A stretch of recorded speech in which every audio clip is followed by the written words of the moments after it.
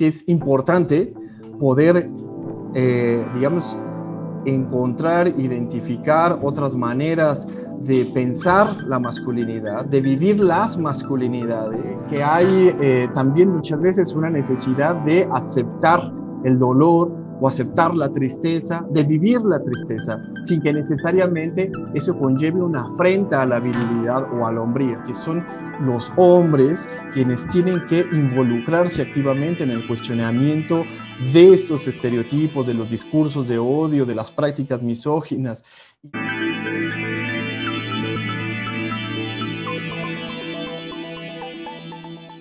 ¿Qué tal? Gracias por acompañarnos nuevamente.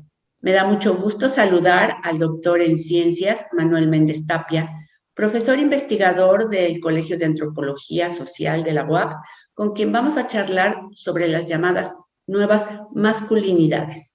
¿Qué tal, doctor? Bienvenido. Muchas gracias, muy buenos días.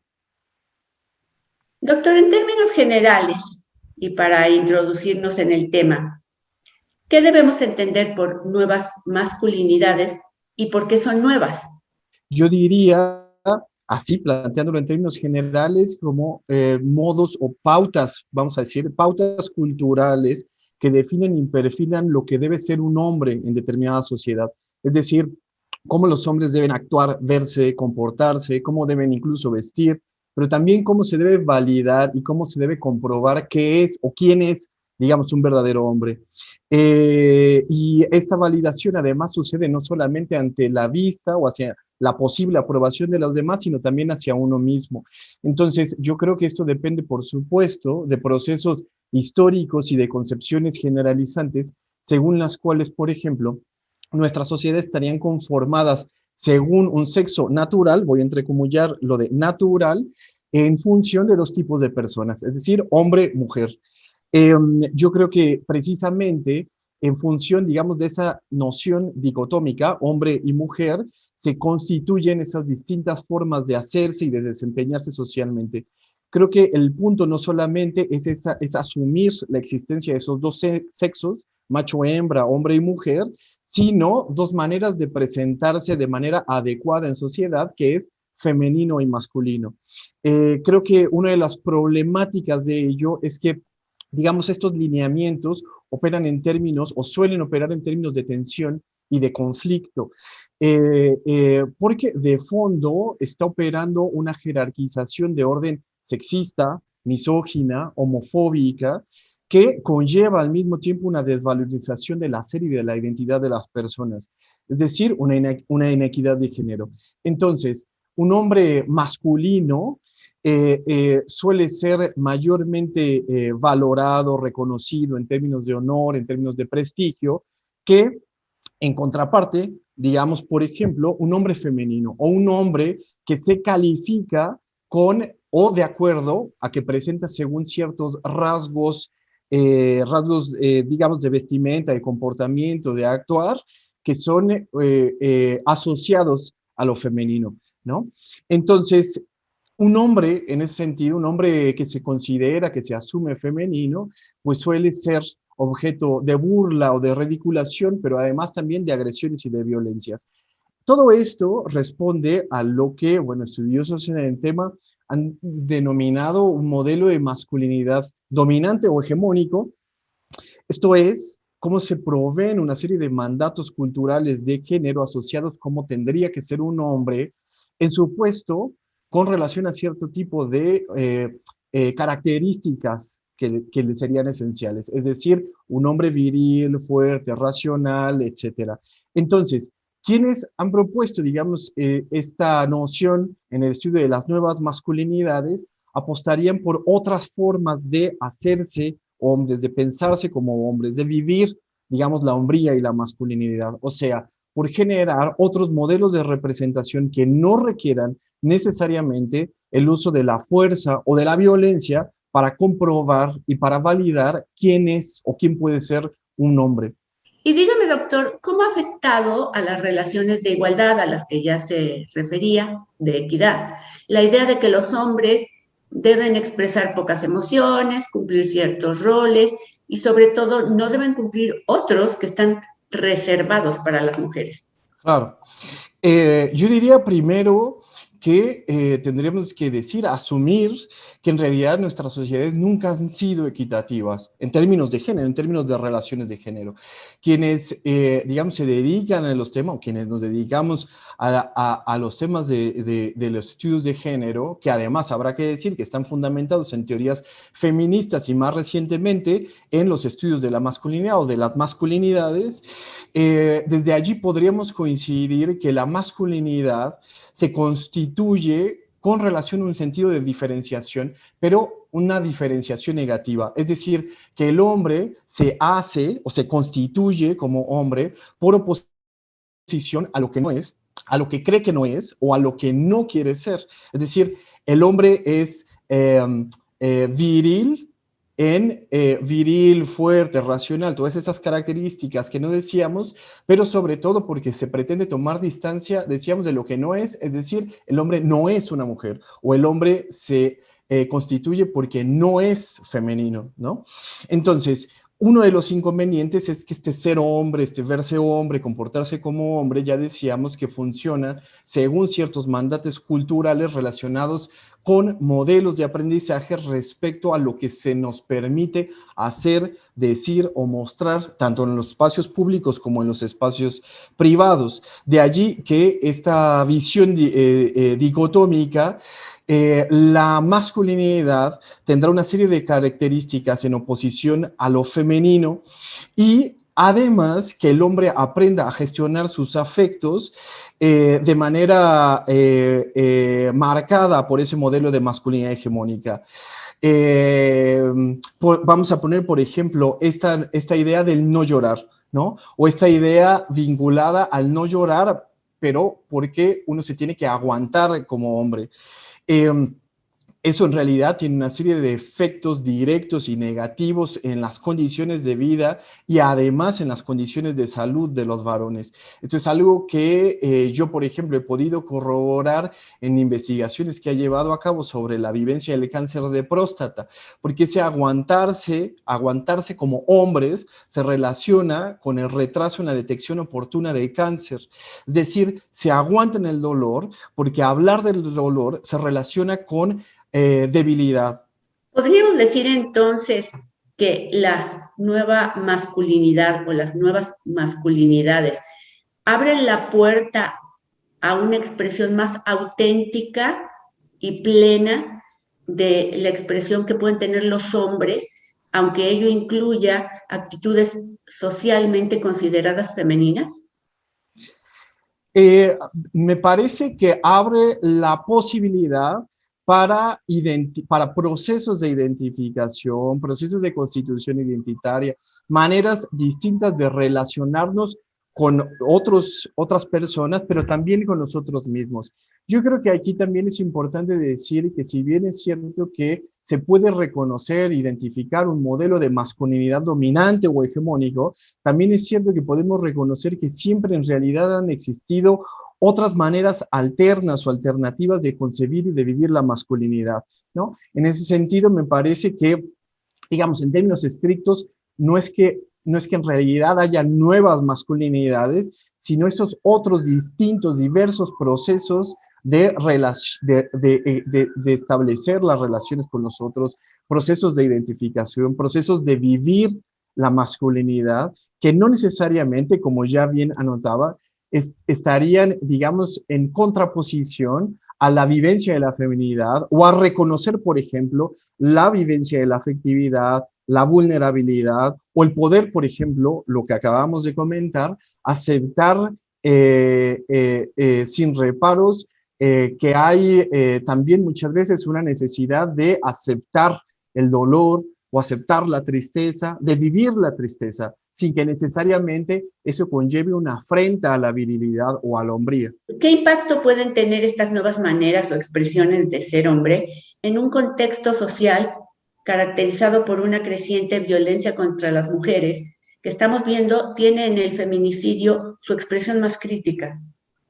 Sí, me parece que efectivamente ahí hay una problemática muy compleja, esto que es ese contexto social fuertemente marcado por la violencia, múltiples violencias, las diferentes manifestaciones de la violencia contra las mujeres, incluyendo violencia física, económica, psicológica, violencia sexual, y dentro de estas el acoso, el abuso, la violación, y como ciertamente ya notaban, en su expresión, digamos, más crítica, más cruda, el feminicidio, ¿no? Creo que hay que poner mucha atención a cómo se articula la causalidad, las causalidades de la violencia, y cómo esto está entrecruzado por esos mandatos de género y a su vez con cómo se expresan esas múltiples manifestaciones de la violencia. Es decir, pensar esas conexiones entre los mandatos culturales del género, el machismo, el modelo hegemónico de masculinidad, lo cual, por supuesto, son temas que han sido estudiados desde hace mucho tiempo por el pensamiento feminista, y ahí también me parece que hay que decir que las mujeres, pues por supuesto, no han esperado la participación o la concientización por parte de los hombres para enfrentar el problema de la violencia contra las mujeres. Creo que esto es importante decirlo porque son los hombres quienes tienen que involucrarse activamente en el cuestionamiento de estos estereotipos, de los discursos de odio, de las prácticas misóginas y de estas violencias que en realidad se reproducen todo el tiempo, constantemente, cotidianamente, ¿no? No obstante, también es cierto que existe violencia contra algunos hombres. ¿Cuál es la actual valoración ética y social que existe al respecto?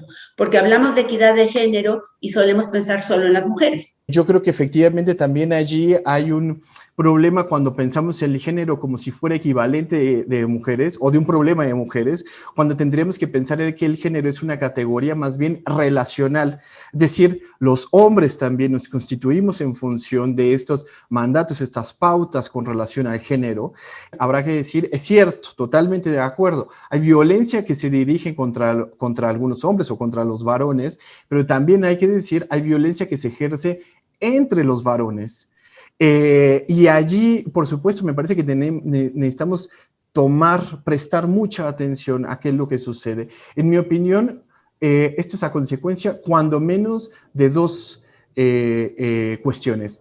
Una tiene que ver con una especie de, yo lo pienso como una ilusión de paridad de poder, es decir, pensar que todos los hombres nos constituimos según las mismas experiencias, las mismas lógicas identitarias, que todos somos iguales en el sentido de que todos buscamos las mismas cosas, buscamos comprobar la virilidad, la fortaleza, el raciocinio, todo esto que mencionábamos anteriormente, pero además también ahí hay un problema que es suponer que la masculinidad es una identidad esencial, es decir, que hay una especie de identidad que difícilmente se puede modificar o que casi que es imposible cambiar, ¿no?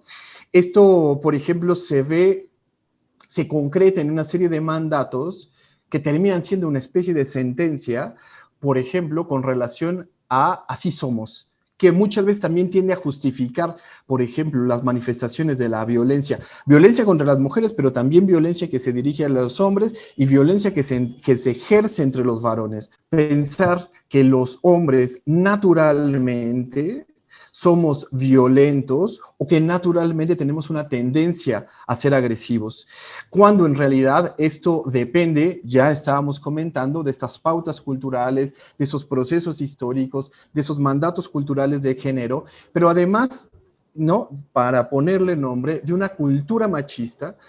Agreguemos esta búsqueda por la competitividad, la ganancia a toda costa, el convencimiento de que los hombres requieren ser conquistadores y no conquistados, o sea, que ellos son los que dominan, no los dominados, o que ellos son los que deben poseer, no ser poseídos, y agreguemos además ese uso de la fuerza relacionado con la idea de que la masculinidad es violenta por naturaleza. En conjunto, se genera ese convencimiento de que los hombres somos así y que casi que no hay nada por hacer. ¿Cuál es la perspectiva que percibe en torno a las nuevas masculinidades como elemento de transformación social? Yo creo que a mí me parece que es importante poder, digamos, encontrar, identificar otras maneras de pensar la masculinidad, de vivir las masculinidades, pero el problema es cómo hacer para que los hombres se involucren en estos temas, en el reconocimiento de que estos temas son muy importantes. ¿Por qué? Porque lo que sucede es que la violencia contra las mujeres no suele ser un problema para muchos varones, ¿no? No se concibe en realidad como un problema. Y todo lo contrario, me parece que termina por ser muy habitual la burla, el desprecio, la descalificación hacia las formas de organización de las mujeres, hacia el movimiento feminista, incluso hacia el mismo término de feminicidio, que eso es algo que se observa mucho, por ejemplo, en los escenarios, en redes sociales, ¿no? Entonces, yo decía, ¿cómo hacemos para que los hombres se involucren en la necesidad de cuestionarse, ¿no? De pensar otras formas de vivir las masculinidades, pero además también pensar en la posibilidad de reconocer las violencias que también ejercen, las violencias que hemos ejercido, ¿no? ¿Cómo hacer para constituir otras masculinidades que sean no sexistas, no machistas, no homofóbicas?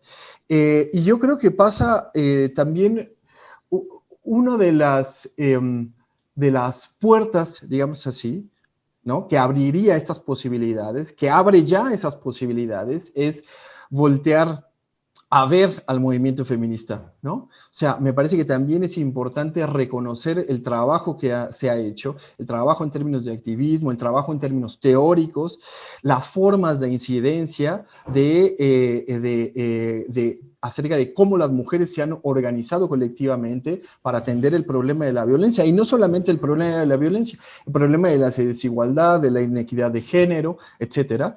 Y me parece que también es necesario que los hombres también aprendamos a no solamente a reconocer el trabajo del movimiento feminista, pero también necesitamos muchas veces aprender a escuchar y a callarnos. O sea, a no ocupar espacios de manera coercitiva, ¿no? A no deslegitimar la palabra de los otros, de las otras, ¿no? Pero también pasa por reconocer nuestras propias vulnerabilidades, reconocer y vivir abiertamente nuestros afectos, que es necesario que se articulen distintas formas alternativas, ¿no? Que echen a andar, digamos, estas múltiples posibilidades, ¿no? de repensar las masculinidades, de vivir las masculinidades de otras formas. Le agradecemos mucho, doctor Manuel Méndez Tapia, por esta charla, y para despedirnos, ¿puede compartirnos qué libro está leyendo? Quisiera a lo mejor enfatizar un par de libros. Hay una novela de temática gay, LGBT, se llama Nido de pájaros, de un autor que se llama Luis Maura. Y allí, digamos, el tema es respecto a esta cuestión de la identidad sexual. Y un segundo libro de una autora, de una teórica feminista que a mí en lo particular me gusta mucho y que yo la recomendaría ampliamente, que es Donna Haraway. Es un libro que se llama Seguir con el problema. Me parece que ella abre, no solamente en este libro, en muchos otros libros, abre posibilidades, rutas alternativas para pensar, dice ella, respuestas potentes ante acontecimientos devastadores. Pues nuevamente muchas gracias por la entrevista y por sus recomendaciones. Al contrario, muchísimas gracias por el espacio. Gracias, saludos, excelente día. A todos ustedes, nos veremos pronto. Déjanos tus comentarios y si te gustó, dale like.